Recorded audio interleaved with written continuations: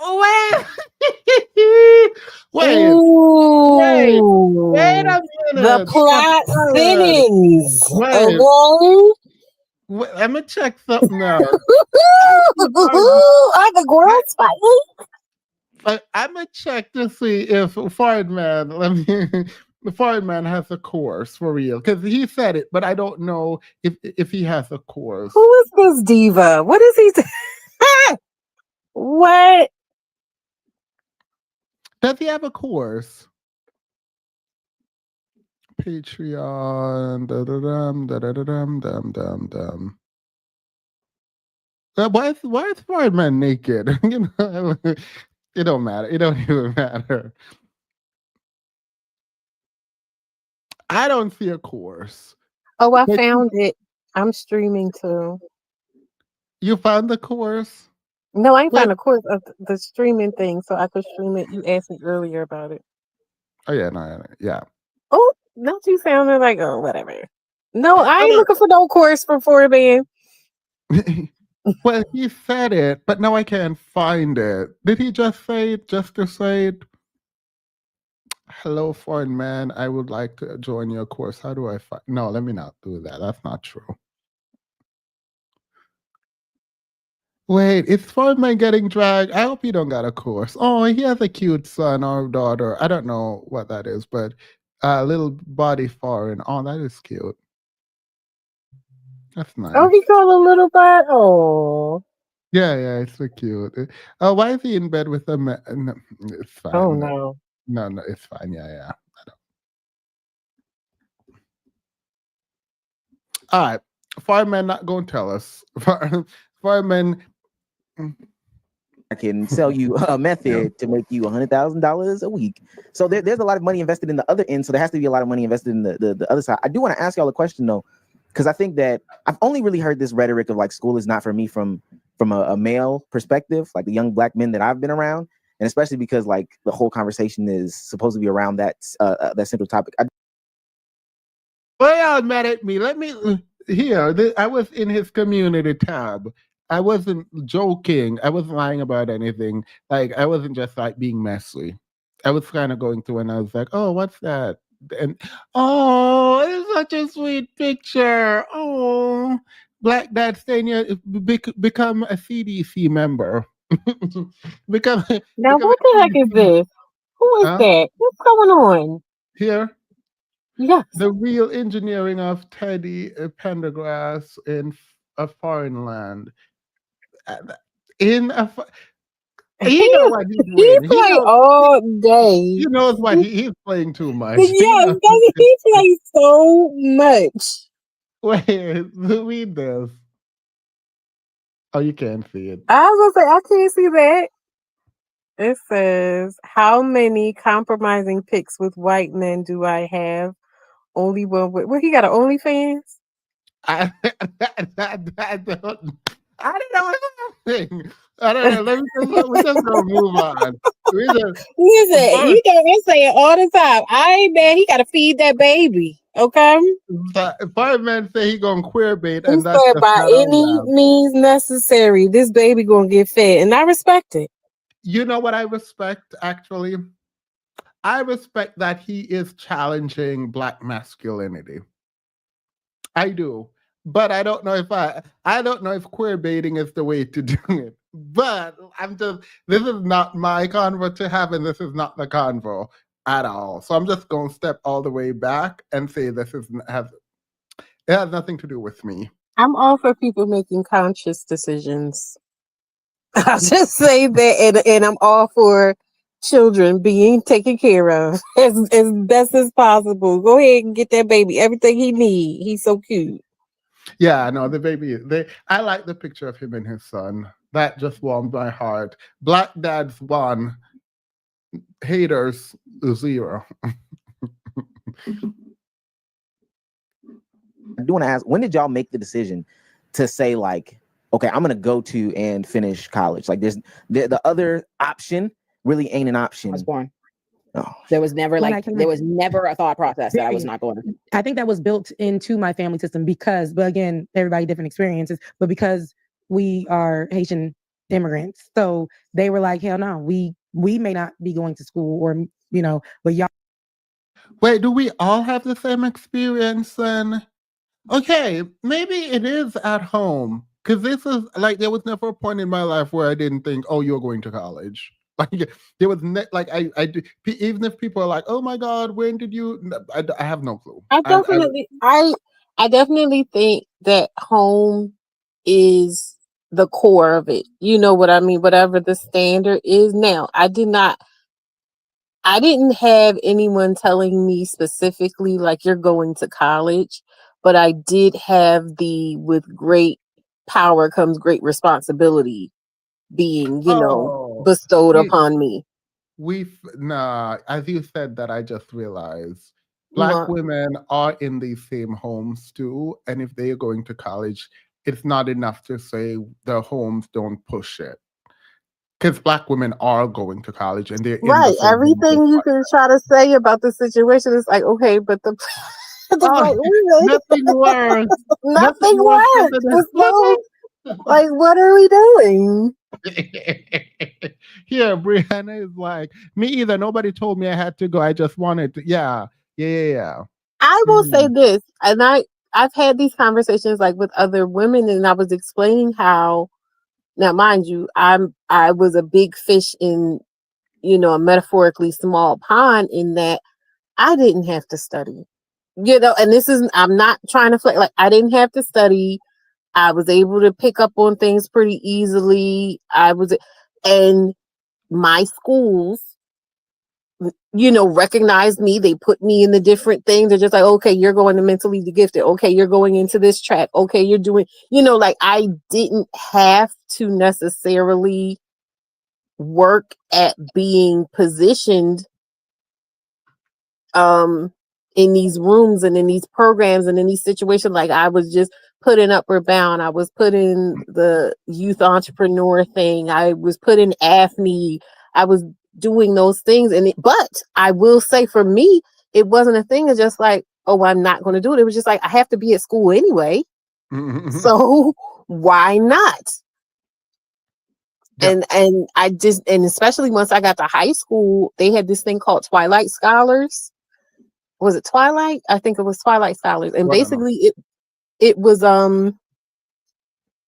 older people coming back to get their diplomas or GEDs, and they were in class with us, little teeny bop high school kids.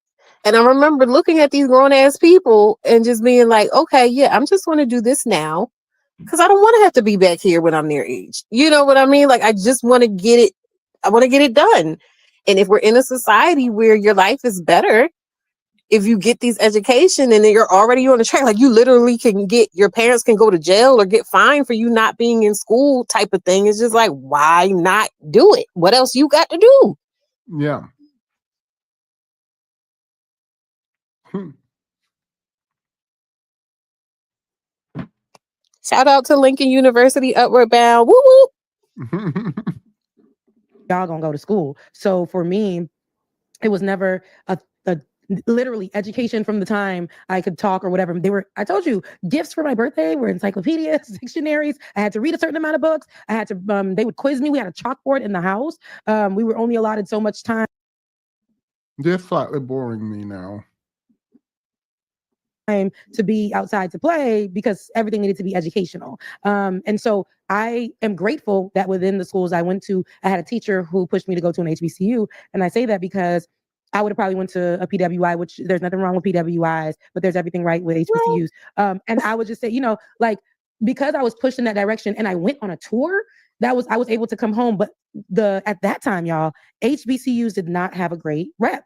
I went to try to feed my daddy who don't know nothing about what an HBCU is. I try to tell him, like, Daddy, I went to the tour and this is what happened. Mind you, I went to both PWIs and HBCUs on that tour. And I was trying to explain to him my experience. And he was like, well, I heard, the people that I work with, when I was telling them that you was looking into the school, they said that school got issues and they got this. And at the time, I ain't gonna hold you. The number one HBCU in the nation did have some issues. Accreditation was going on. I ain't gonna hold you. That was happening over there at the Hill. And but there was so much going into that. But I told my dad, like, I have to go to that university. So then they did this parent child like kind of tour. And when I went there with him, first thing that happened when we got to Tallahassee, my dad stopped and said, "Hey, some white people, do y'all know where he used to call it FAMU. Do y'all know what FAMU is?" And they were like, and then I said, "No, Florida A&M University."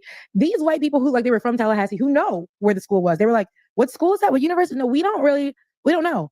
And I'm telling you, like 3 minutes over the train tracks was FAMU. And these people act like that school did not exist. And when my dad got there, the teachers, even though they was going through their issues, the teachers, the culture, the random people that were there, Soul Train, RIP to Soul Train, who was in the quad, they treated my father with such respect. And even knowing that he was an immigrant, they let him know that this was the best decision your daughter could make. They put him in classes too, gave him the whole rollout. They showed him where financial aid was, where we had a struggle there too. But they told him about all the opportunities and things that I could do. They showed him what it looked like, what the trajectory for me would be, even if I was failing, what that would look like. They did a lot for him. They sold him so much better than mine. And then he let me my daddy had accreditation issues and a Soul Train. Soul Train was a man that sold us. Stop, Brianna, stop. Stop. No, that is all like ICD.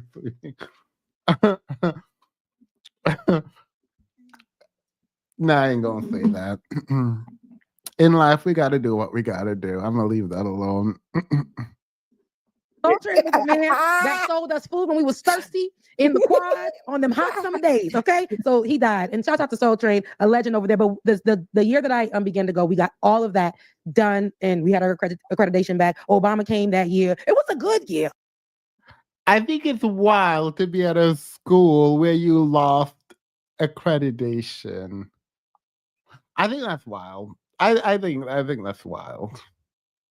Is that wild, or am I like? I don't know if it's me, but I can't hear you. Drop a 1 if you all can hear me. Drop a 1. I could hear. Well, you're not hearing me. They can hear me. Hold on, I'll go and come back. I still can't hear you.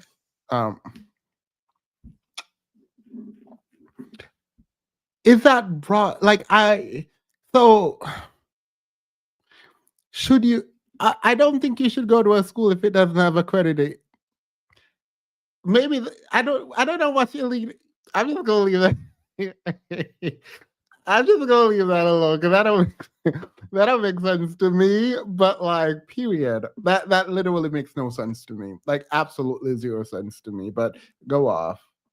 Okay, it was a good year when I got there. Thank God. And my dad allowed me to go. But he always mentions that. He says, I will never forget that day we brought Becky up there. And them people act like they didn't know where the school was. And it was across the street the whole time. And the experience that we had with those people over there, where everybody back home was saying, "Oh, don't let your daughter go there. It's going to be," it was totally different. So even my daddy didn't know my sister go to Howard for that reason, because people convinced him, or that, he thought of it. And he's very wrong, because I'm like, boy, Howard is deeply having connections and doing well. Exactly. It's none but movers and shakers that are Howard alum, but my daddy didn't let my sister go there for that.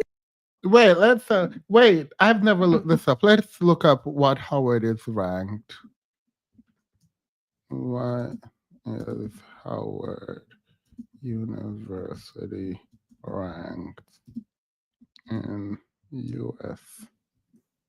news? What's that thing called? U.S. What's that? U.S. news, right? U.S. news is the one that does the wrong ranking. That's not that bad.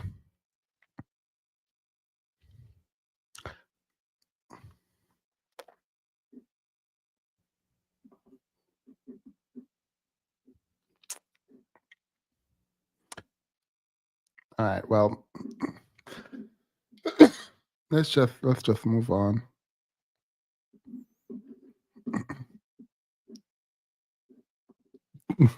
No, I know the name Howard. I know Howard University. Like I know Howard. I know Spelman. I know the next Ole and Friends to be about HBCUs, because I for the sake of the conversation, I'm nodding because I love HBCUs, but boy, I'll tell you. I don't know. I don't think people would consider it appropriate if me, who they already don't like my immigrant ass. Wait, no, I thought Spelman was the number 1 HBCU. Is Spelman not the number 1 HBCU? I'm pretty sure Spelman is the number 1 HBCU. I'm pretty sure that's Spelman. I only say I'm pretty sure because I'm looking at it right now. And then Howard. but if I decided to host, and I didn't go to HBCU, and I decided to host a panel, like host a show for drag HBCUs, it can be a bunch of HBCU people. You can invite. Why would you? I just realized the number one HBCU is the women. I didn't realize that. Why did that not click? Why did that not click? Howard, not Howard. Spelman is at number one, and it's like a period. Okay, I didn't notice this. How did I miss such an obvious like thing? The number one HBCU, it's all women. A period.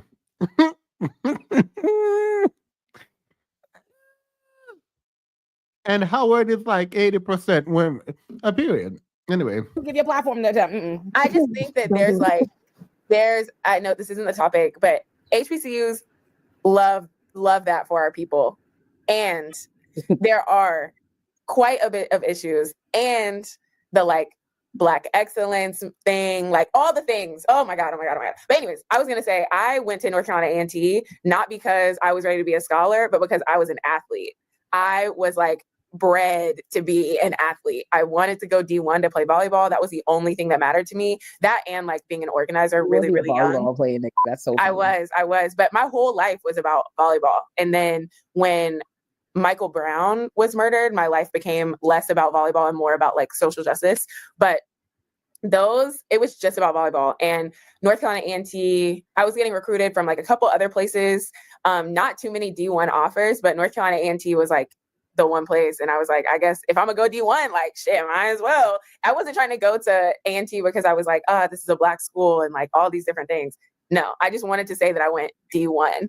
But I think that there's a bunch of, I feel like there's a difference between me being an athlete that was going into higher education, playing volleyball, versus like Black boys being athletes going into higher education to play basketball or football, because or baseball or anything, because there's a potential there of like professional sports. At the time, there wasn't a professional volleyball league or organization like there is now. So I knew that it was just like me getting into school so that I could like end up getting a degree and going to do something. Exactly. But it wasn't like, oh, I'm going to be a volleyball player forever, and this is what's going to sustain and support my life. So I want to make that clear, that I don't feel like I was indoctrinated in the same way as Black boys around education. This makes me think of a thing that I want to bring up to y'all about. I'm anti-sport, and let me explain what I mean in terms of raising kids with sport. No, because sports might. First of all, I want to say it means nothing. It means absolutely nothing. How do I put it? Like my facial muscles are not mine to control. And it's not that what they're saying is not good and entertaining and interesting. It's not. I don't find it interesting at all. I'm trying to get to the part of the conversation where they're talking about why Black men aren't going to HBCUs. That's the part that I am trying to figure out. So like I have no control over what's happening with my face. I just want to get back to the convo, but I've never seen this, so I don't know where to skip. Like I want to skip, but I don't know where to skip it to. My daddy is.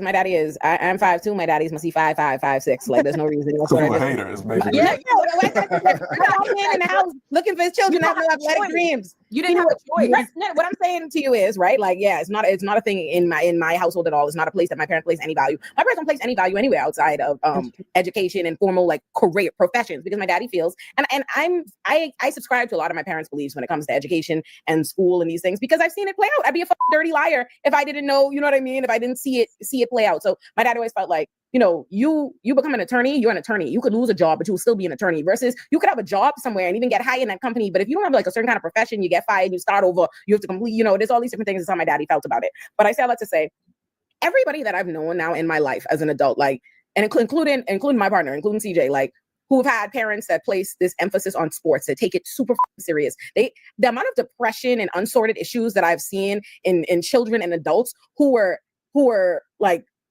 I just feel like when it's not you, Delaney, this is not talking about you, but I'm just talking after. You just made me think of sports. I've never seen you be a volleyball crackhead. I have no proof that you are not a functional adult. I'm only just finding out you used to play volleyball. So I'm happy there's no proof.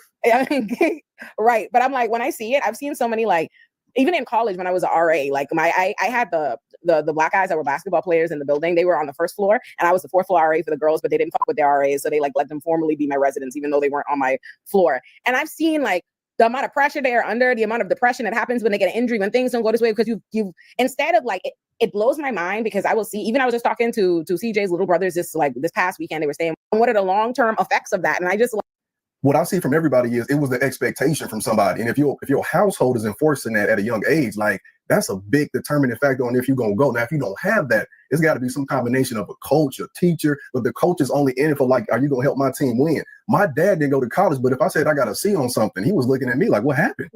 My grandmother, who was born 1935 in Mississippi, Jim Crow South, when I went over her house, we couldn't even watch TV until we read the whole Jet magazine. We had to read it front to back just to watch her TV. I hated going over there. But I'm the same way now with my kids. Like, pick up the book, read some. I got my kids doing presentations about Black historical figures. You know what I'm saying? But I will say also, too, that I feel like the commodification of Michael Jordan was one of the worst things that ever happened to us, man. Yeah. Because prior to Michael Jordan took black men out of school. Michael Jordan, like... Arthur, what was in Jet magazine? I feel like children shouldn't be reading Jet magazine. I don't know why I think that. Let me see what Jet magazine was doing back in the day. Oh, they had all kind of stuff in Jet magazine. It's not what I thought it was. Maybe I was thinking about Ebony. No, Ebony is also nice. I don't know what I was thinking about in magazine that I'm thinking children shouldn't read, but Jet is fine, I guess.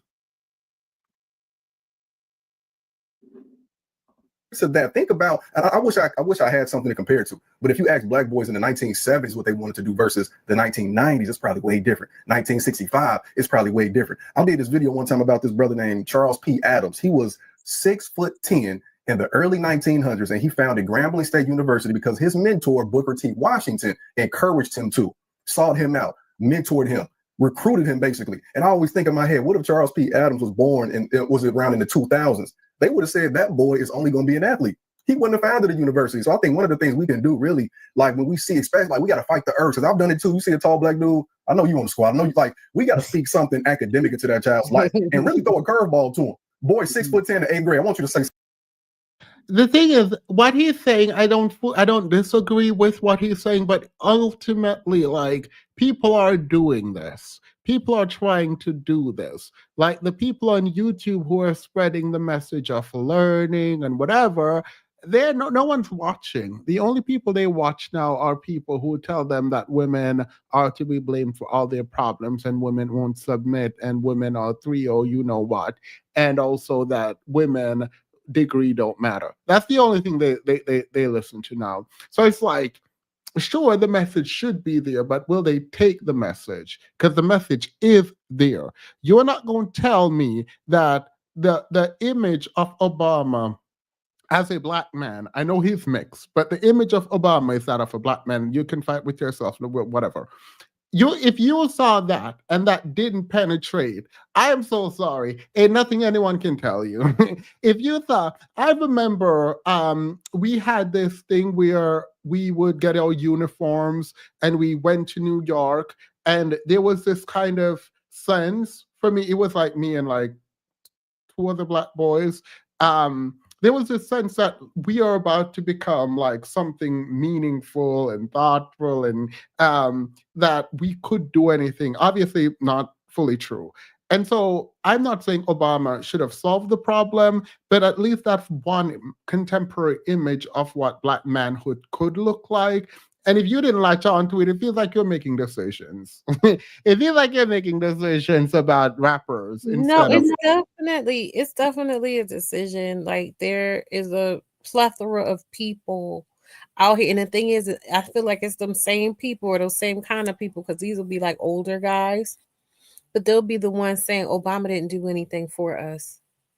You know what I mean? So there's an open, destruction on his image.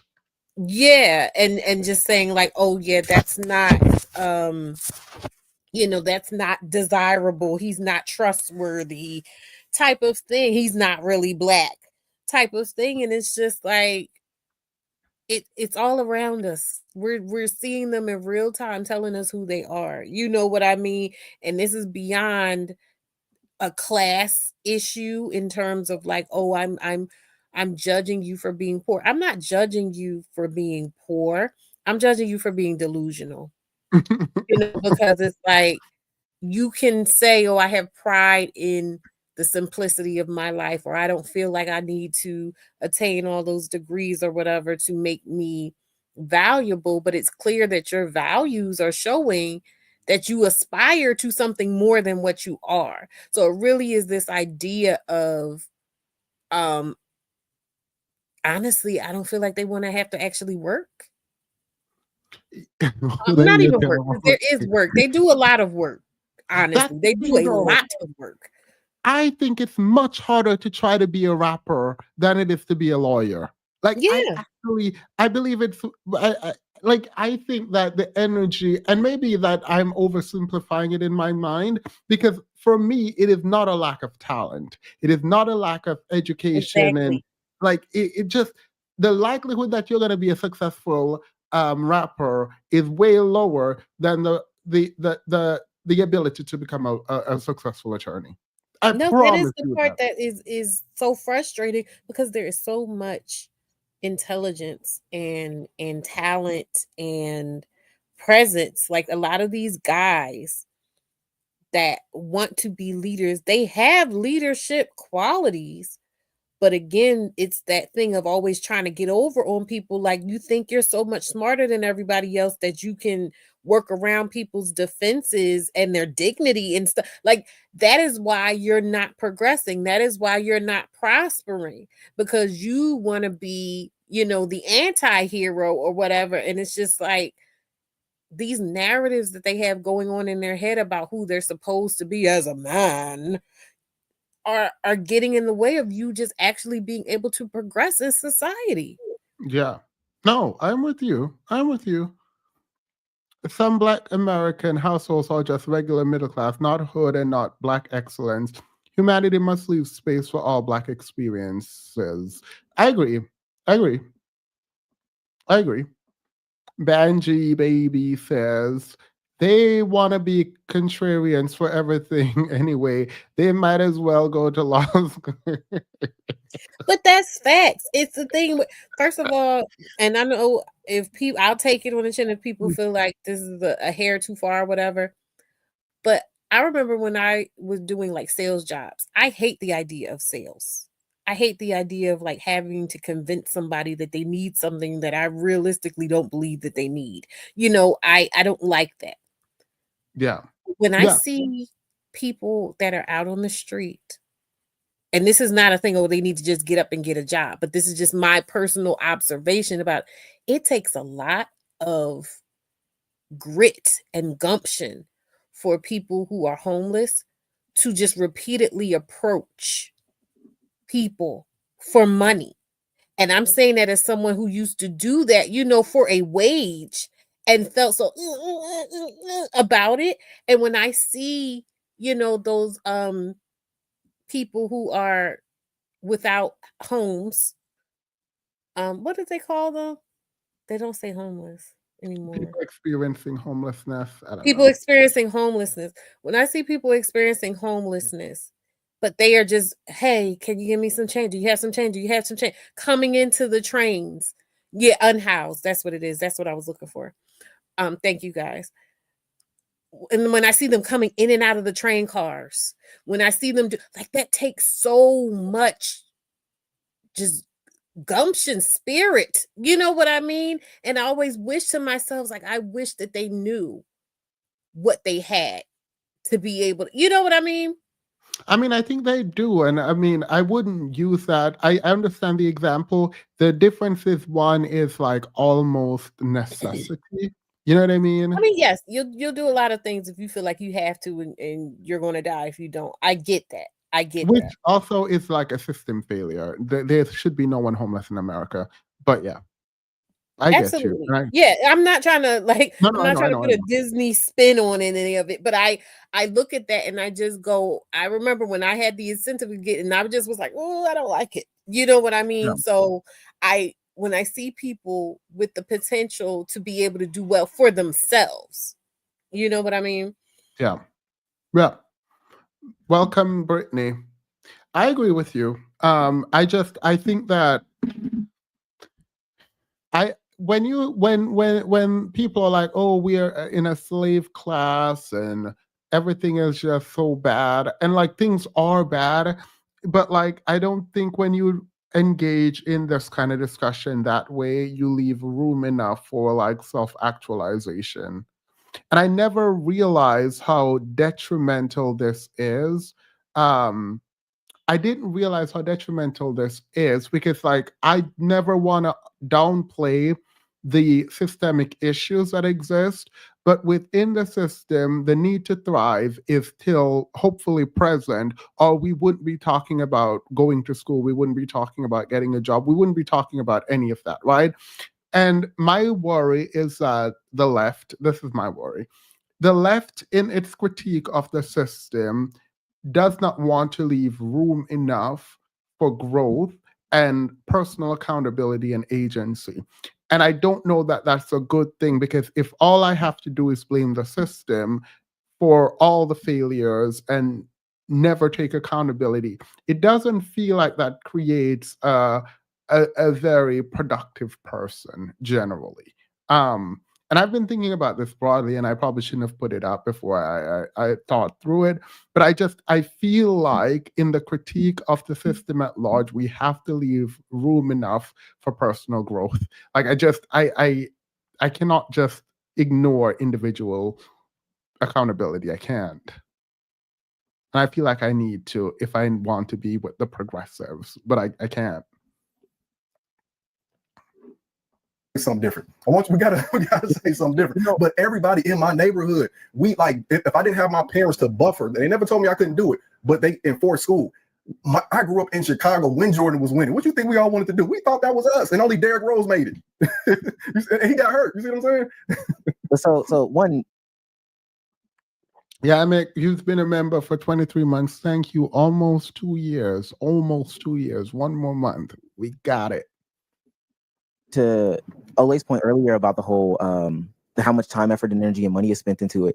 This is my like biggest fight right now with my aunt, because she is willing to invest so many dollars into anything else for my younger cousin, except for school. Like she's willing for the spring break to invest in daycare and look into the camps and looking to get in her car, looking to get in her into this other extracurricular program. But none of it is necessarily tied to education. Now, my cousin is doing perfectly fine in school, so she's okay there. But the $200 that you pay for travel ball for the jersey, not for anything else, but just for the jersey, could totally be put into some sort of educational advancement for it. Mind you, this is not a group of wealthy people. These are people who are living from paycheck to paycheck that has the signature of Uncle Sam on it. But at the same time, they are willing to put whatever extra into these things for the appeasement of the child. I think that's funny. That's one. Two, I do have the same unhealthy, not unhealthy, but hatred towards sports as Olay does. And added on to that reason is because it also creates this unhealthy relationship with like physical fitness to people as well. Super side tangent. The only way that young Black men will maintain fitness is because it's attached to sport. But when the sport dissipates, they stop and they get big. And then when I go to the park and yeah, that's not true. Absolutely not. I did track and field, and I did play football, but so I don't like calling it soccer, but yes. And that's not why I worked out. But whatever. I don't know what he's diagnosing and addressing, but period. All right, fine. and I meet up with them, they're telling me about their high school days, but they're actively not running. But that's because it's not attached to sport anymore, so they won't stay in shape. But nonetheless, to the other point that I was talking about, yeah, mine was the same way. Like, I think for me, and I guess this is a bigger point about like the young Black boys and what needed to be done in order for them to keep education at the forefront of their lives. Mine was from day one to day now, education is it. We're stopping to read the signs as you drive from Georgia to Florida with my aunt. We're going to read those signs. We're going to talk about it. We're going to give our opinions. Let's see if you got the context from that. My father and my aunt, they were voluntary mentors and tutors at my elementary school. So imagine being in the second grade and first grade, and your aunt and dad are at the school at 7 o'clock in the morning, looking over kids' homework. It sounds cool in the beginning until doesn't. they say the most craziest things to you in front of your friends. But that was the thing. And then also for me, I was allergic to grass, and I like nice things. So Are my you mom really allergic told to me- grass? Yeah, I'm allergic to like grass and pollen. Like I used to be. I think I've cured it. I'm Dr. CB on the low, but so. But no, my mom was like, I don't know what you're gonna do. You need to get a job. What are we talking about? Girl, I don't know. Grass, football, soccer. I think they're saying that we are more than sports. That message I agree with, but they can do it directly. And I don't know that they want to. They want to say it outright. Do you remember? Was there a question in the beginning? Why are the beginning, like the beginning of the video? Mhm. Yeah, why aren't black men going to school? Okay. That's what they're dealing with. That's what I don't know what they're, I mean, in truth, the meandering makes sense when you don't want to like engage in accountability. And I'm not saying they need to hold anyone accountable. I'm saying that the conversation feels underdeveloped because they're intentionally doing it. And the thing is, I mean, I guess there's no way to there's no way to have the conversation, to truly have the conversation that's going to feel good. Right? No, And I'm being so and your serious. feelings is not my problem. There's Not no yours, way to but have the conversation that's going to feel good. I will, just as a human being, concede that there doesn't have to be I say accountability is a tool, not a weapon. So I do get that some people are using the accountability that they need to take for this, as a weapon against them. yeah. But it still needs to be taken because, again, for me, it's not even about the fact that, oh, you guys aren't in school or you guys aren't educated. Ha ha ha. It's not that. It's the fact that amidst that reality, you're still coming out into the broader community and causing all kinds of ruckus and feeling a type of way because people aren't responding to you a certain way. And that is directly correlated to the fact that you guys are not going out and getting educated and getting the stuff going that you need to get going to have a different experience in that way. Yeah. And I do think this fundamentally has to do with a devaluing of formal education. I think if they were being honest, they would say, we don't value education as a community of black men. Like, I feel like that's fundamentally the problem. And then we can work from there as to like, why and how do we address this? Because this is the one thing that I am very, I told you why I went after the manosphere, right? The reason I pushed back on the manosphere initially was when they were saying education doesn't matter. Yeah. That it was that claim that I was like, yeah, absolutely not. Right, Absolutely because not. if we're not going, then who is going to go? Yeah, that was my argument actually. Like, if the women don't go, if the women don't go to school, girl, what are we going to do? We're just going to stay here and look at each other. We're gonna make sign language, like we're gonna write in pictures. And that is the core of my issue when it comes to this whole situation, because these same men are sitting there talking about the deficiencies, quote unquote, of black women, and this idea that, oh, you're doing too much. No, honey, I want to be comfortable in the society we live in. I don't want to sit with you and wax poetic about, oh, what if we got into a civil war, or what if, society as we know it crumbles, where you could be great. I want to live well now. I want the things that I see and I need, that I want to get now. And I'm willing to work for it. Yeah. And that's the difference. And one thing I will point out is when I went to undergrad uni, I always knew I was going to be a lawyer. There was never a point where I thought I wasn't going to. So, like, for me, school, everything before law school was me trying out everything and doing anything I want and having fun in school. And so like that probably made it a lot easier, and that's why I took on so many like majors and minors, and 'cause I was doing everything that I felt like doing. And I wish we had that, but again, the price of education is too high to be doing that generally. But I wish we could do that. So maybe, no, they wouldn't care. In my head, I was like, maybe we just not don't aren't studying what we want, but I don't think they would. I don't think that would make people go. I will say I've seen this clip going around that Kodak put out of Ryan Coogler.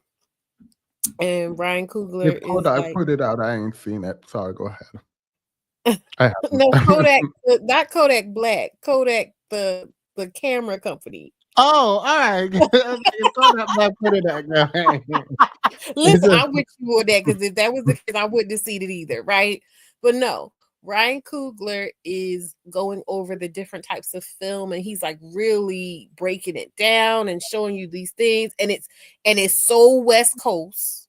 You know what I mean? Like, it's totally Black and West Coast, but it's also educational and detailed, and there's so many layers to it and everything. And so what I'm saying is that I do think there is some merit to finding what people are interested in and cultivating an environment where they can really dive deep into it to a point where it can take on a life of being able to sustain them. And I also again want to harken back to, like I said, hearing the men talk about the lack of that in the environments that they are being reared in, right? Yeah.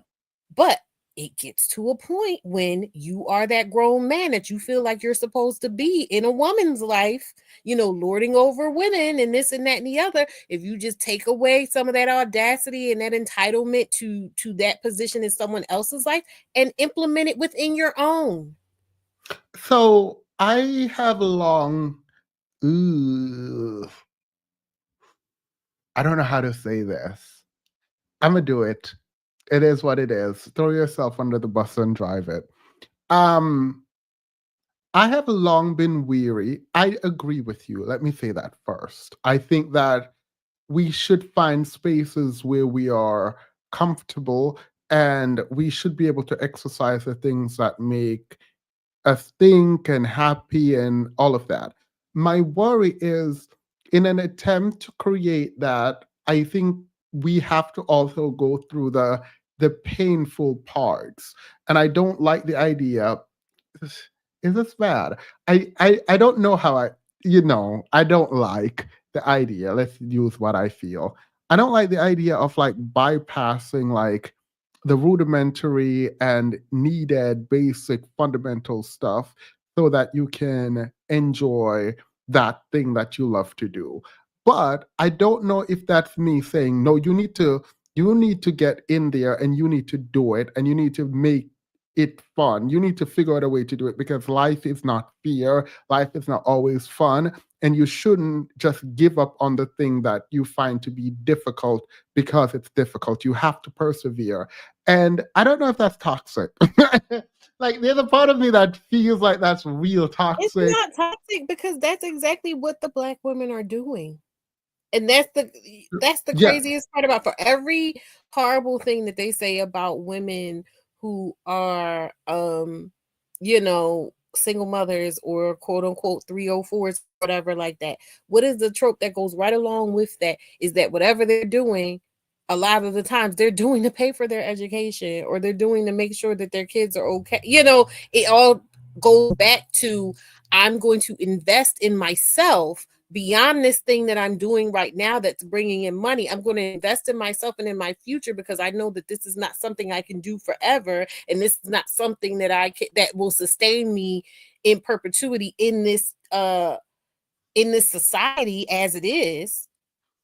And Yeah. so no matter how you slice it, the women still have more of a connection to the bigger picture, the macro. Yeah. And how education fits into that. Yeah. I think I have never thought about economics but it was like my first macroeconomics class. It felt like my worldview was widened. And this was one of the first times that I felt like I understood that there is, let's call them a cabal, but there is a financial system and it's being hidden from the everyday person around money, how money operates, and like the idea that, oh, I'm going to stuff my money in my mattress or put it in a savings account, and like realizing over time that this by the way is macroeconomics. So I'm not talking about like individual finances. I'm talking about like world system and monetary system, and thinking, wait, what is inflation? What is the GDP? Like, you know what I mean? And then thinking about sort of how that affects me as an individual, and the fact that we, I don't think our imagination goes far as to like engage that, but for like direct exposure to it. You know what I mean? I don't know. I feel like I there. Go I ahead. do, but as someone who has been like studying how money moves, in economics and things like that, just on my own, for my own purposes, that goes back to what I said yesterday about you have to be curious. Yeah. Like you have to genuinely be curious and want to know why, and that's something But else that's the that thing, I though. I do think we're all naturally curious. I think we are curious about what is the question. Like, I think the same curiosity we have to find what celebrities are doing is, I think curiosity is like the human animal is required to be curious. The question is about like, what are we curious? well, that's the thing. For one, it's kind of like what Stevie Wonder say, when you believe in things that you don't understand. I feel like what I'm seeing from the men is them saying, "Hey, I don't understand this, and so therefore it doesn't exist. I'm going to strike it from the record." You know what I mean? So that Yeah. way I don't even have to feel bad about not understanding it, because it's not even important. It's not even something that I need. Yeah. Whereas with, the women, it's like, okay, I want better. And in order to get better, I need to figure this thing out. And so even that mindset, I feel like, opens you up to be more malleable. It's not as rigid and as jarring of an experience in trying to learn that thing, if you're going in with the understanding that, I don't know what's going on here and I'm here to learn. But if you're The going in thinking you're supposed to have it and you're supposed to be, the grand poobah, you're going to have a hard time adjusting to this idea that you're not the top dog. You're not smartest in the room. I asked someone the other day randomly in what's that? What Trader Joe's? Someone came up to talk to me about like politics or whatever, just randomly. So a black guy, just randomly, and I don't know how we got there, but ultimately I asked what would he think if the USD wasn't like the reserve currency. And in the moment, I realized we weren't having the same conversation. I'm going to get somewhere. Skip all of that mess to get to the point. I do agree with you that if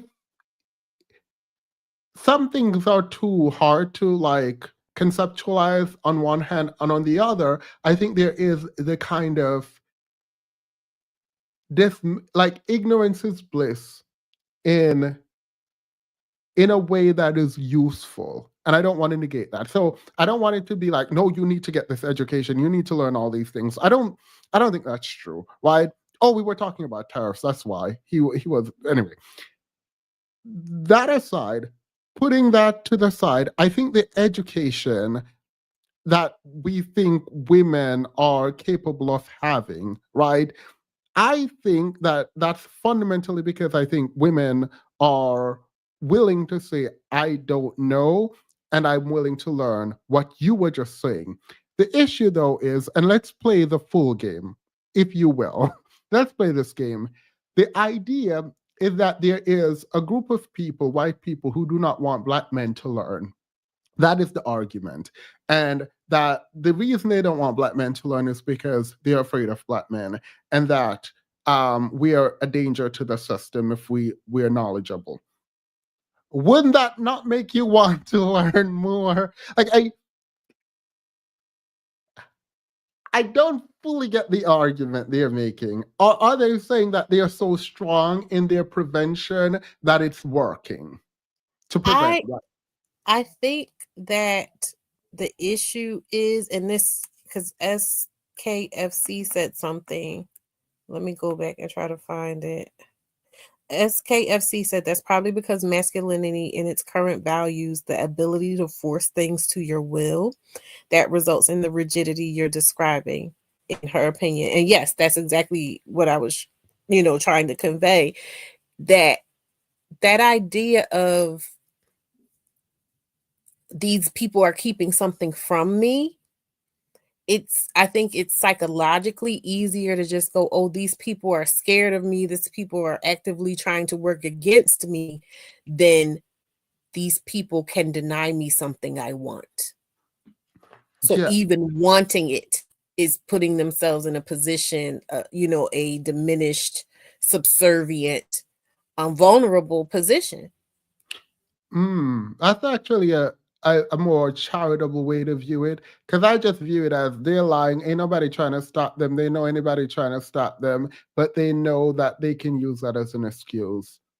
That's how I always I when mean, yeah, someone but says, this is, to me, that's in alignment with them always constantly talking about a power that not only do they not have, but someone's keeping it away from them. You know what I mean? Like even the guys are like, when it comes to the conversation about single motherhood, oh, you guys are taking away we don't have any rights. We don't have any rights. But then when you put the power in their hand and say, well, prior to you, inserting your fluids into this woman that you already are establishing is not up to par, you could control it. No, you know what I mean? yeah, Because why? Because then they would be denied the sex they want to have. You get what I'm saying? So it's yeah, about the things that they want, and it's about this idea of someone having the ability to take it away. When they're talking about their children, oh, I shouldn't have to fight for my children, the courts are keeping my it's always this thing of somebody can remind me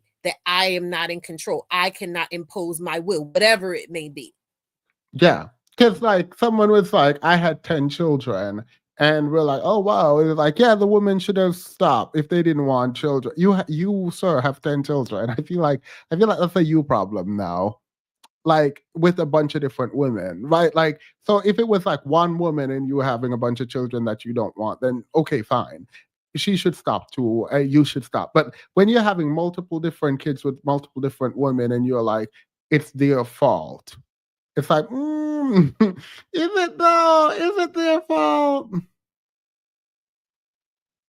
Yeah, it's always because if you as a masculine man, TM, trademark man, are supposed to be these things, but so many people, so many people can deny you access to those things that you were supposed to be inherently, in possession of as a masculine man, TM. That's a lot to grapple with. Yeah. Yeah. I think, yeah. I mean, I'm reading Joseph's comment, and if that is true, if this comment is true that they don't believe that they'll get anything out of it, then these people over here always talking about the system is part of the problem, unless it's true, right? So if we continue to tell them they don't have to try because the system is so broken that they won't get anything out of it, then that makes sense as to why someone wouldn't try. I don't believe that's why, but I do think we hold some responsibility then if our message is laced with your inability to move upward. Like I think we have to engage in a way that explains that you can definitely move upwards. I think what's missing is, and ironically, to me, I feel like this is more in alignment with that, masculinity ideal of you just have to be a self-starter. If you're still alive, you're just going to have to, take the step from where you are, the next best step towards whatever your goal is. And yes, you're going to be met with adversity. And yes, if you think there are dragons to slay and all of that other stuff, you're just going to have to resign yourself to being willing to do that. Mm-hmm. I agree. I mean, I believe fundamentally in an internal locus of control while also recognizing all the external factors. But if you don't have that internally, then that becomes a problem. And I'm gonna go ahead and say it. These men have low self-esteem. You're not going to convince me otherwise. All this Yeah. talk about, I need to be needed and this and that and the other, and no one loves us. They don't understand. Like, you have to love yourself.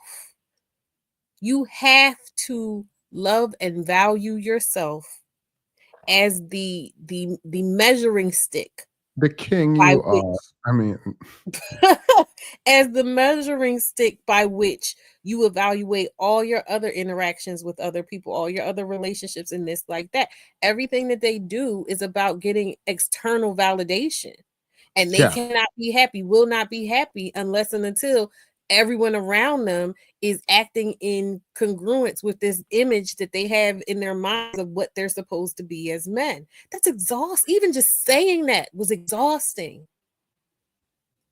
And I believe that a big part of what they have a problem with when it comes to Black women specifically is that we have been able to cultivate a love of self, even though, we have our missteps. And most of our missteps, I feel like, come from hitching our wagons to them. But yeah. they do seem to have this visceral reaction to seeing Black women able to just regroup and say, you know what? I know you're saying I'm ugly. I know you're saying I'm undesirable. I know you're saying I don't deserve whatever, but I'm still going to rise. Black girl, they'll always be trying to throw Black girl magic and everything into our faces.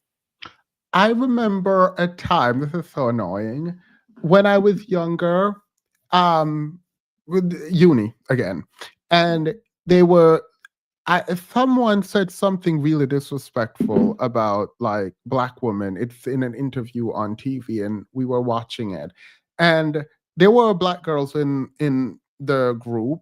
I was there, and there were white people, and I remember like people. It's a very specific memory, and I remember them like trying to hold back laughter to not be disrespectful because it was really a bad, like it wasn't a joke, it was very disrespectful to Black women in particular. And I do remember thinking, oh, I like we like that those moments when you realize you don't have power, or like I felt powerless and kind of weak in the moment because one, they're trying to be respectful, so you can't really do anything. They didn't do anything. And you don't want to look behind or beside because people are like, no one wants to be put on the spot, right? And so it's like one of those moments where I think, do you think as Black men we collectively feel a kind of shame that we are in a society where we have no power, and like we cannot define the beauty standards? We don't get to, like, there is a kind of weakness that is like very obviously on display. To even say that we are subjugated or even believe in anything about racism is to accept that we're in a system without power. You know what I mean? And I don't know how that affects us men generally. That's the benefit of the doubt. That's the thing that I hold on to that gives me hope that maybe the problem is that we do feel powerless and that shame materializes differently for different men. Like some of us like lash out. Sorry, go ahead. I'm doing a lot and I think I made my point. No. You're a got Yeah. man, so you should be you should be the one, thinking the deepest on this. But I was just gonna say it's like a snake eating its tail. Like it feeds itself. And So yes, I do feel like, because I, as someone who has been listening to these, like really listening to these men for the last few years, I do keep hearing that recurring theme of powerlessness, and not just like I don't have power, but like it's being actively withheld from me. All these Yeah. different people are taking away some of my power. And so, yes, I do believe that that is, you know, the root, if not a major part of the root of what is going on with these men. And we already know they're taking it out on whoever they can feel like. Yeah. Whenever they get that little bit of leverage over somebody, you see they show their behinds. Yeah, which is not an excuse, and you should be dragged and put in prison for it. Just No, FYI, but absolutely. yeah. Absolutely. Someone Uh, asked, why have I And been listening to them for so long? I was listening to them initially because I just was a lowly, well, not lowly, I don't want to down, but I was just a consumer of content, and I was going through things in my life, and I was coachable and open to, you know, learning how to improve myself. And I found femininity content. And from the femininity content, it kind of merged into manosphere content. And I said, oh, let me actually listen to what these men are saying. And that's when I learned about how men actually think, because I was thinking something completely different. And that helped me to get to a point where I was like, oh, yeah, I'm absolutely fine with them being nowhere near me. So, yeah. And now I just listen because I be trying to tell y'all, listen to these men. It'll help you a lot. Because once you yeah, really hear them, you won't have a lot of the problems that you think you have with men. You won't, because you won't want them. why not educate yourself about what some of these men think? Girl, I promise you, you do not want women actually listening to men. I want them to. What I would love is for women to go to the manosphere and not argue with them at all, and just like note what they said, go back and then note what they Yes, say and then compare it. that's the problem. Like, people go there thinking like, oh, I gotta defend, and I gotta no, No, listen no, to them. Just listen to no. them. Don't try to fight them. Don't try to change their mind. Listen to them, because then after a while, when you realize, oh, this is how they think, and it ain't my job to change it, and it ain't going to change probably, and all of those things, then it's like, okay, this is who they are. Do I want this? Yes or no? And it becomes very simple. There was a woman who dated conservative men for a year, she said. And she said when they met up and talked, all they talked about were women and manosphere and control and dominance and power. And they never engaged in anything political, even though they were like supportive of Trump and all of that. And I don't know how much to extrapolate from this, but I did it a lot because I've talked to a lot of men on here. And after a while, I realized these people are, a lot of us are just deeply insecure, deeply insecure. And I think it would be good if they could just say, I'm insecure, but they're not going to do that. And they go pretend that they're not insecure. And that is one of the worst, because they're going to Yeah, fight to get that's that the security. problem. Yes, that Absolutely is the not. problem. And for me, mind you, before like getting an insight into the minds of men in this way, I had my dealings with, clearly I have children, you know, so I had my dealings with men, and I would experience things that I just thought were weird. I was just like, why are they being so weird? They're making it harder. And then when I started hearing this from so many different men, unrelated men, and then I started recognizing that I was actually hearing it in my real life, I'm like, oh no, this is males think this way. This is what these are their expectations of me as a person, as a woman, you know, and things like that. And I'm just like, oh, well, I'm not doing none of that. You know what I mean? So and yes, I have been, Themis is my friend now. Like, I've been here. How long have I been? Since like Probably 4 years. 2019? Yeah, 4 years. Since like Like, 2019. wait, I've been really? modding for 4 years. Oh, period. You were here longer than you were modding. Period. Yes. Why would you just make me a mod in the beginning? Girl, at that time, mods were free. You ain't gotta meet no requirement. I see you, I like you, you got a man. Now we have No, I was here standards. for a while because I remember when I came in the chat the night you modded me and everybody was congratulating me. They were like, "You earned it, girl! Congratulations!" Was I drinking? That wasn't you. That was people in the chat. Oh. You just did it. I just showed up and like, oh, I'm blue. I have a wrench. The way people, you get a mod and you, I'm kidding, let me stop. There was a high standard, I think, I hope, I don't know. If you came up and spoke, I like listening to people and I was like, let me stop pretending like there was a method to the madness. Let's just move on.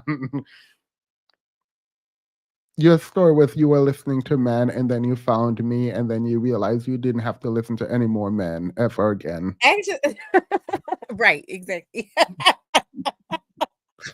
No, honestly, when I first stumbled across Themis and I remember coming in and I think I said it in the chat, I was like, this feels like your favorite class at school.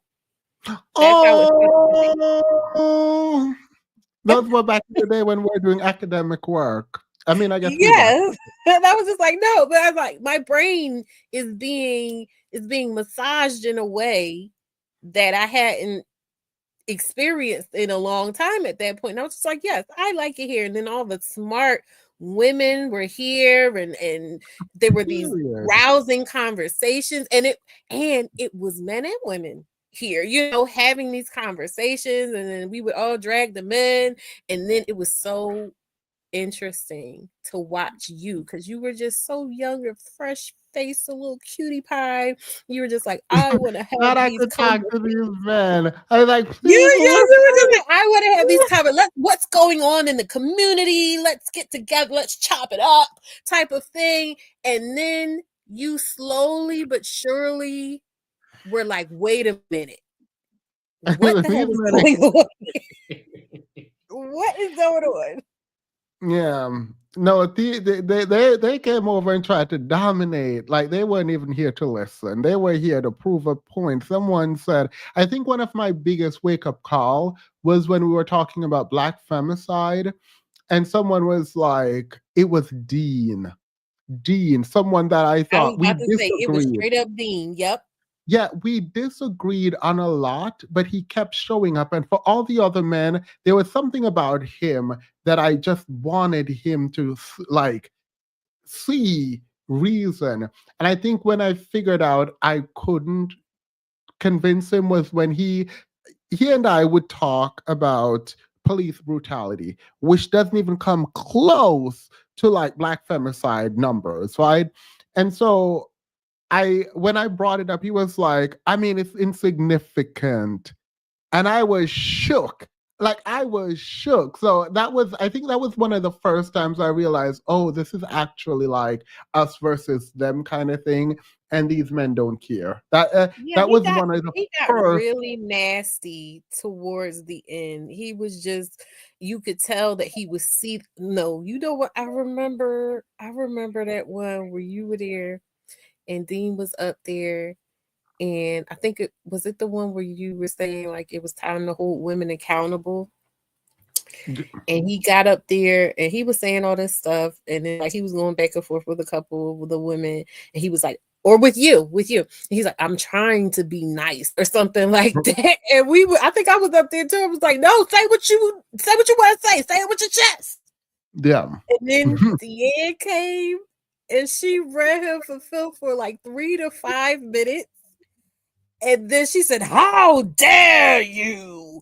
And then you hit the after show thing, like right after it.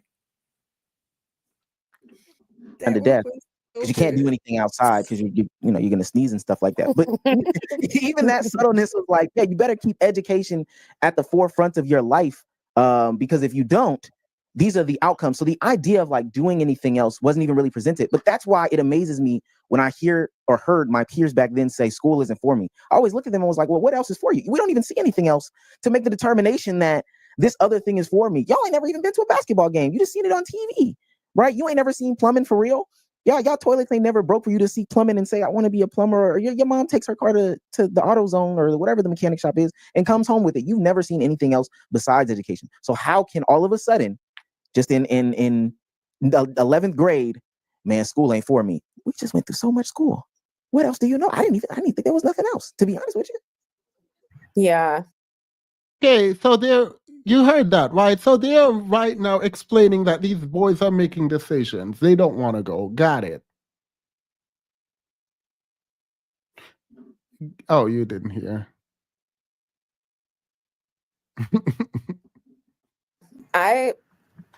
You made some really salient points there, but I just can't get off the like athletic hatred. And if I'm honest, I do think it's because I maybe am the only, real athlete here. So I think No, see, you're giving.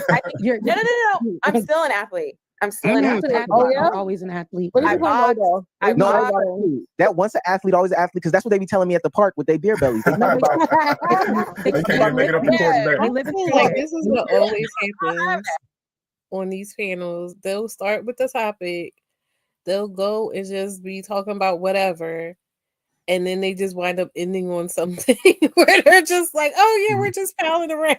I mean, and I'm not saying I want to see them have a knockdown, drag out, they're not friends anymore thing, but I don't feel like anything was. Yeah, like what's the conclusion? Yeah, I mean, I don't know what they're talking about now. You said you don't like student. I love student athletes. I would tutor them. We were friends. I would get invited to the parties that I would not go. They would invite me to their because they got like special. What do you call them? Place like dorms. They would like I was living the life. I was friends with them. Usually the basketball players though.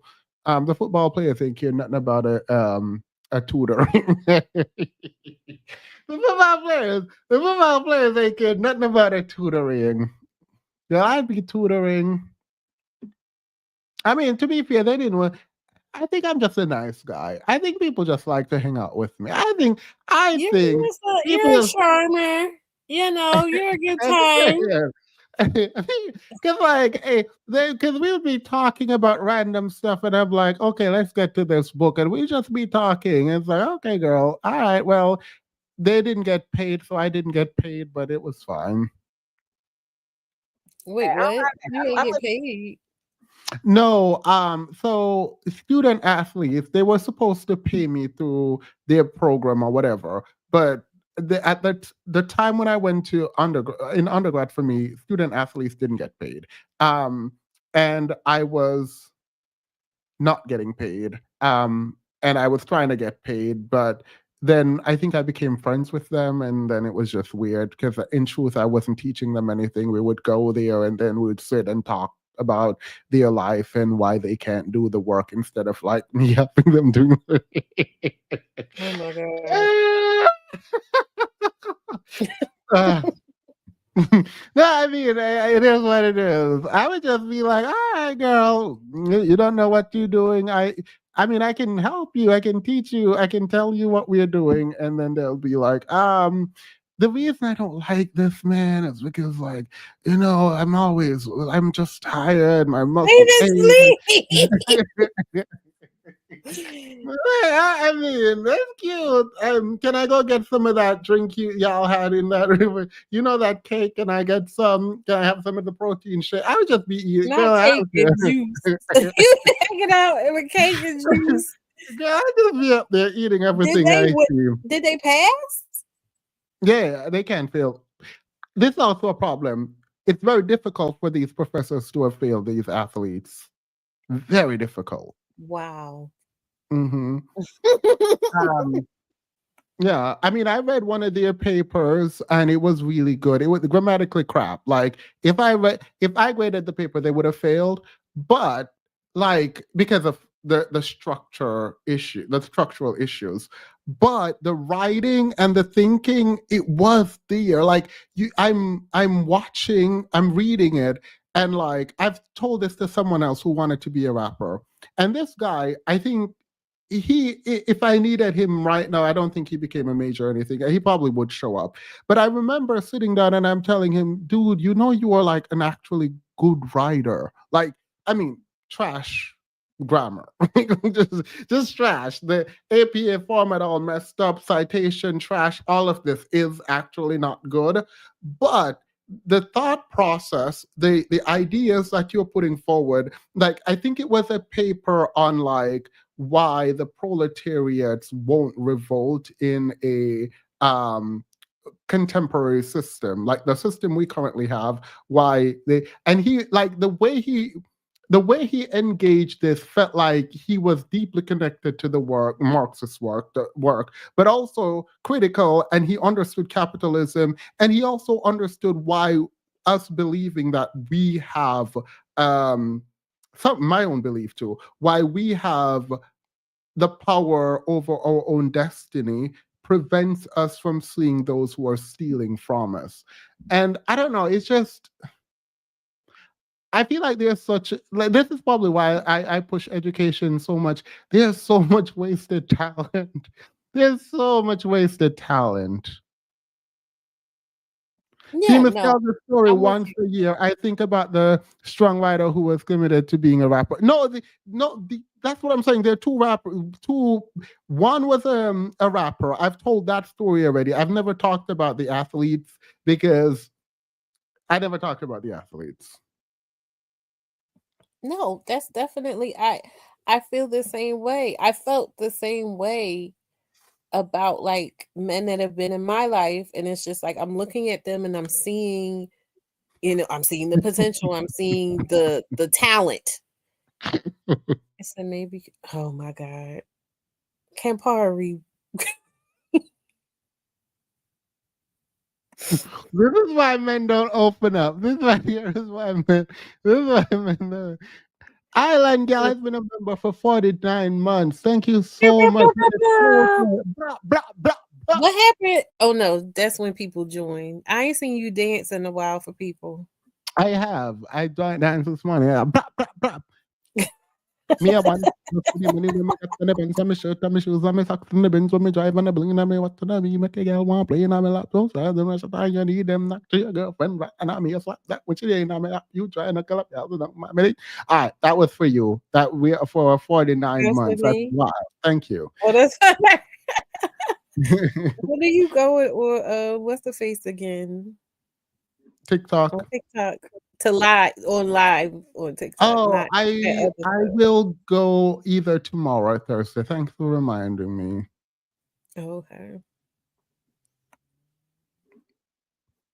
Living right now, today. I can get on the court right now. I'll be in a record I believe it. But Also, leave me alone talking about I tell my story once every year. Let me tell my story. I'm gonna tell it twice every year now because it's two times. It has happened multiple times, but the best one was the one with the rapper. The rapper's writing I liked. The athlete's writing I didn't like the structure or anything, but like it felt like he was doing deep thinking. Um, and he asked me to like help him, but I felt like it was like cheating. But I did tell him to like What kind of help did rewrite. he want though? Like the grammar was a mess. Like he was supposed to turn it in the next day, but the So grammar what, did was he want you like to edit it or something? yeah. The grammar it was a mess. I probably should have checked in to see how much what he got, what his grade was. I never did. I forgot. I was an RA girl. I had too much things to do. I think that I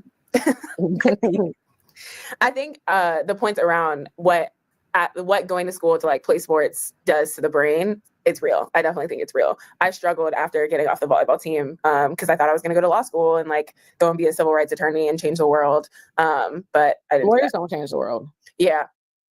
A wild statement to make. Lawyers literally change the world. Lawyers make literally every law that you have.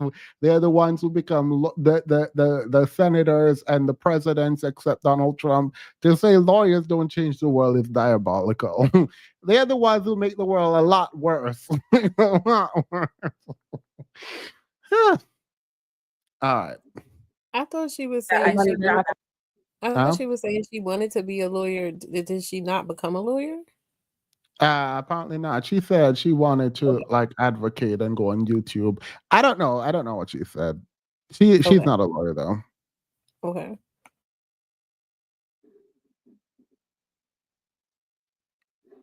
I'm really sad about. Yeah. But I will also say, just to bring it back to the other point I made, is that like people wanting to be athletes as like a young kid, I don't think is, in a perfect world, it wouldn't be a determining factor of like where your life goes. And I once again just want to like zoom out. But it shouldn't be all of that. It should be like, okay, that kids want to like play sports and do all these things. The issue is that people want to play sports and they want their kids to be successful in sports because they're looking for a way out of suffering. Yeah. Because there's not many other ways to not suffer as a Black person in the United States. And What? She's saying that people want to ride their children's coattails into Oh no, I get out of that. poverty. And I think it's wrong the way that I agree with you. It's the second part when she said there's not many other ways out. Is she talking from their perspective or from hers? I would hope from their perspective. I was assuming she meant from their perspective. All right, yeah. All right, cool. Then let me go back. world, it wouldn't be a determining factor of like where your life goes. And I once again just want to like, No, because she said we were the slave class. Wasn't it her who said we were the slave class? Yeah. It was her, wasn't it? It was her that talked about we were the slave class. I'm gonna look into her background a little. I'm kidding, I won't. like zoom out. But it shouldn't be all of that. It should be like, okay, that kids want to like play sports and do all these things. The issue is that people want to play sports and they want their kids to be successful in sports because they're looking for a way out of suffering. Yeah. Because there's not many other ways to not suffer as a Black person in the United States. And that is No, that's her opinion. Okay, That is yeah, her opinion. that's her opinion. Absolutely not. But again, somebody can't Pari, please. She says she's the Madonna of the spell. Absolutely not. Have you seen? You haven't seen Ole's face card. You obviously haven't seen Ole. They're all beautiful young ladies. Wait, what do you mean there's not many other ways to not suffer? I'm sure these basketball, football, I'm sure they're suffering too, girl. They suffering, they getting their head knocked around in there like some gumballs. Like, yes. Her statements are strange and overbroad and like they're Well, absolutely. how old is she? I don't know, but she definitely And gives I don't her want to say credit. that to like try to dismiss her or her ideas Yeah. just because she's young, but that you know, I with feel like she age. took sociology too serious. I mean, to say we're the slave class and that the only way out is football is wild. That's wild. That's a wild. To say we're the slave class and the only way out is sports is diabolical. The thing is too that bothers me about, you know, when people are like down talking education, as I was saying before about like the networking aspect of it. There's so much about business and things like we do walk around as Black people or as the underclass feeling like, you know, it's who you know, not necessarily what you know. And there is some truth to that. But again, why aren't you willing to put yourself in the position, put yourself in the rooms? Like you've told so many stories about how you just being in the room, people were able to recognize you and take to you, and you know, that afforded you certain privileges and things like that. Like that's important. It is. It is. And I feel like the message we are the slave class, it removes the kind of aggressive networking and believe in oneself that is necessary. Yes. Audacity. Or Yes. it diminishes audacity. Which Like you is need crazy because they have so much of it. But that's what we were saying, isn't it? We were saying like they have the tools, they have the skills, they have the raw talent that could be focused and used, but they're putting it towards a bunch of bullshit. Yeah. I'm never letting slave class go either. If I remember who she is, I will always remember she told black folks that they were slaves. She said, y'all still slaves, get back on the chalk it up. I'm gonna chalk it up to exuberant youth, and I mean that in the best, most gracious way. I heard you. She told us that we are slaves, and the only way that we can not feel pain is to become football players and basketball players. So that's that on that. That's what she said, and she said that's not what she said. She lying because I heard it. Oh, but watch her parse through and explain what she meant. No, what I just said is exactly what she said.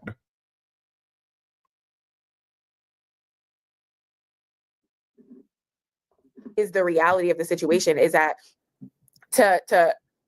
people want to be ultra wealthy because they aren't getting their basic needs met by just like having I don't think everybody needs to be a lawyer. Like you should be able to be a bus driver and have some dignity and like have a great and like have a great job and feel good about it and take care of your kids. And I know we're talking about like an imaginary world, but I think it's important to be thinking about that like while we're having these conversations that sure, it's like really fucked up that kids are already thinking that like at 10, I want to be the next Michael Jordan because I want to buy my mom a house. I hate that Black kids are thinking that. I hate that. I hate that responsibility is on Black children. Like that's the worst thing in the world. But I think it's up to us as older people to be looking and zooming out and being like, damn, what are the things that we can do that like She ate there. It's usually the girls, though, and it's not Michael Jordan. But I think a lot of us do grow up thinking, I want to make sure to be fair, my mom ain't need anything from. Actually, never mind. That's a healthy thing. Maybe not when we're in poverty, but it's a healthy thing, I think, to think, I want to make sure my family is good. Well, I definitely, especially getting to talk to everybody as we got older, there was, and I know it was done, from a place of inspiration and like speaking life into us and all of that.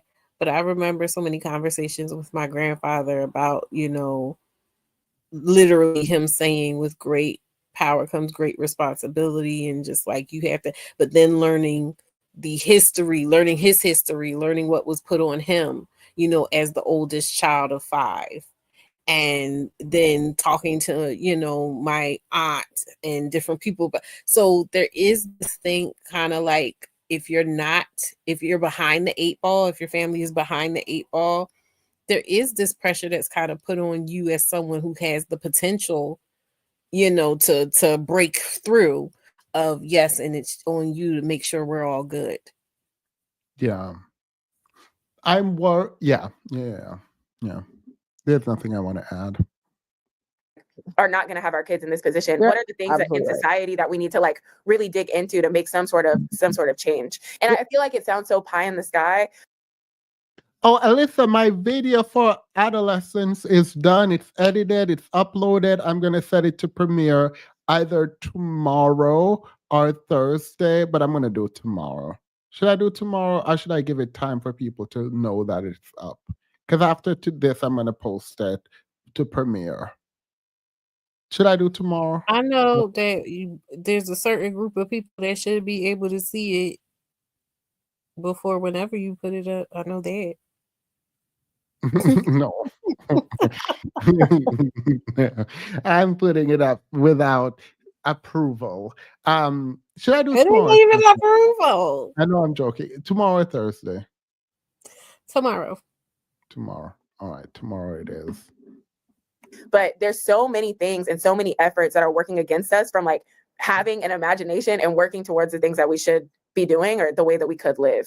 You're absolutely right, and you should be talking about and thinking about those things. But the unfortunate reality about the capitalistic world we live in is our parents can't even pass on to children like a world they don't live in the sense that we don't. The reason Black children are thinking about that is because that's what we are raised to be thinking about. We don't go to school for bettering ourselves. We're not inherently. That's why we don't inherently appreciate what is a liberal arts education, right? Like, because we're not going to school. We're taught we're going so that we could get good grades, so that we could get a good job, so that we could pay so that we could work and pay our bills and take care of ourselves until we dead. That's that is literally it. So I think you're absolutely right. It's like we need to be thinking in this larger like zoom out and think about how this capitalistic framework has us in this constant like, you know, cogs in this machine, like where we're just, you know, going to do or whatever and try to get a job and make money.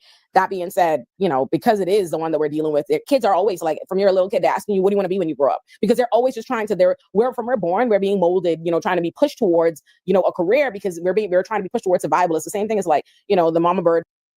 I think I'm done. That was fine. Good, whatever. No, here's the thing. No, I don't want to be dismissive. It's just like, Okay. if they were, they would be in school. Like, it's not, we're talking about, like, sure, we can have a critique of capitalism, of life, what a better system would look like, and I'm here for it. But at the stage where we're talking about why Black men aren't going to school, and you're critiquing this system in this way, are they doing it? Are they so stressed out about school and jobs that they're not? Like, I don't know how this has to do anything. Like, if this was a conversation about Black women, then this part makes sense. But like a conversation about Black men and like, we just have to work so hard and go to school and no, it's not. No, it doesn't apply. So I'm tired.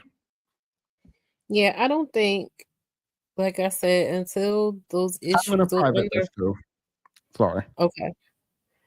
Until those underlying issues are addressed with like the men's mindsets about themselves, about what they're entitled to in terms of interacting with other people, and there just needs to be a complete recalibration. Yeah. I don't see this changing. You know what I mean? Because the expectation is they want to be treated a particular type of way outside of education, outside of earning any of it.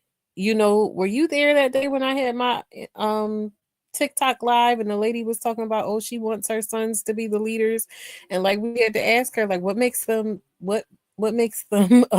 qualified? like what makes them qualified to lead anyone else's child? You know what I mean? So yeah, everyone is being seduced by your lacy curtains. Hi babies, me and my mom just made our famous Russell bowl. Is that you? You said they were being seduced. Yes, by your slutty curtains. Stop. Curtains are slutty. This is who you need to be seduced by. Bernie Sanders is out here at 105 doing it. Leave debate alone. Why would you say that it's 105? Put some respect on his name.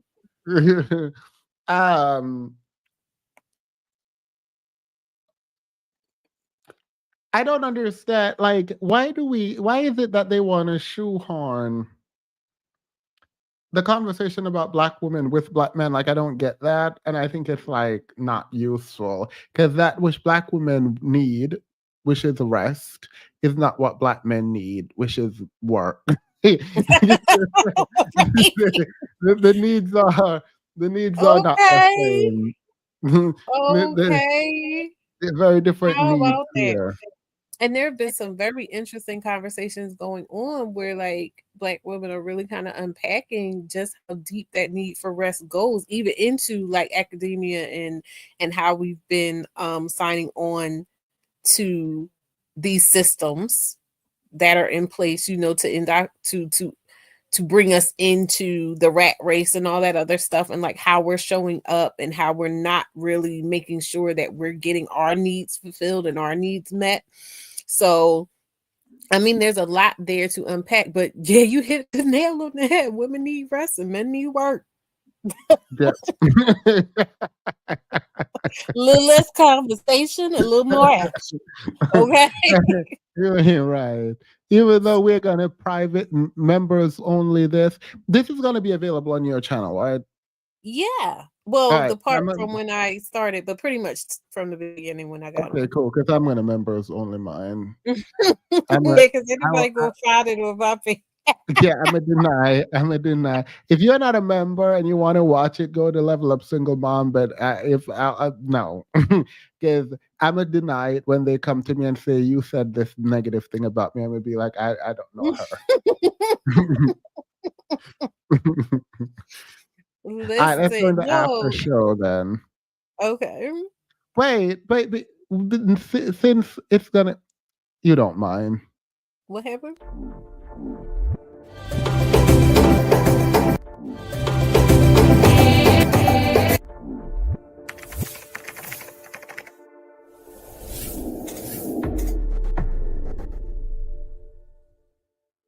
Sorry, I was messing What was around. that? I thought it was. know. I'm like, how I is don't my know. computer corrupting the stream? You remember when we had like the mango moment? Let me play the I mango do. moment That's thing so again. cute.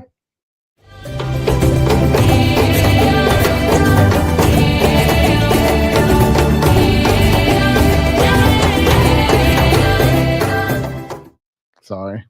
I feel like you giving away a tropical vacation. Period.